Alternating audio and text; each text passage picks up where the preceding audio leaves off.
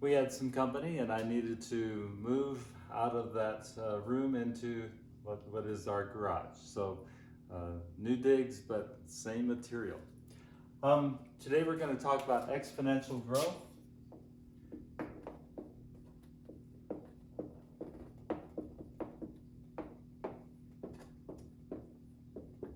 And before I give you the common equation for this, I want to tell you that what's happening with exponential growth is that things increase rapidly. Typically, 0 is right here. We have an initial population, and then we want to know, or then we're given a certain population here, and from that defines what our function will look like, and then we can define, or we can calculate a third point out here using that function. Now what happens is that exponential curves they're different, but they are basically the same shape. This might be 2 to the x, this might be 3 to the x, but the slope is the same. And if we just start our initial population, say here, and come back to here, we're still going to get the same answer. So all that to say is that the shape of the curve is so similar from base to base that it really doesn't matter what base you pick.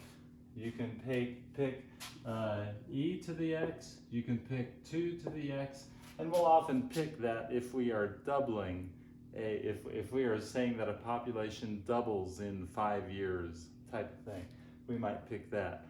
But if you use if you know that it doubles, you can still set things up and get use e to the x.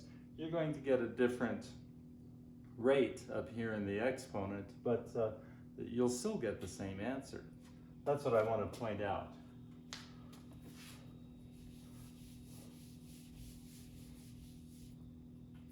So let's assume that we have a initial population. Let's say it's bacteria. Initial population of 200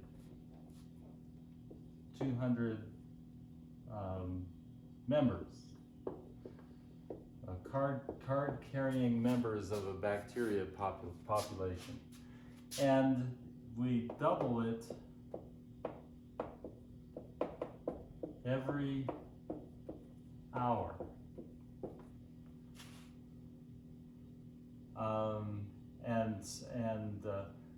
Then we want to know how many in 5 hours. Well, our equation is going to be the population of x is going to equal the initial number 200 times 2 to the t. In this case, t is very simple. T is hours. We basically will put 5 hours in for t. 2 to the 5th is 32, so it's going to be 200 times 32, which is 6,400.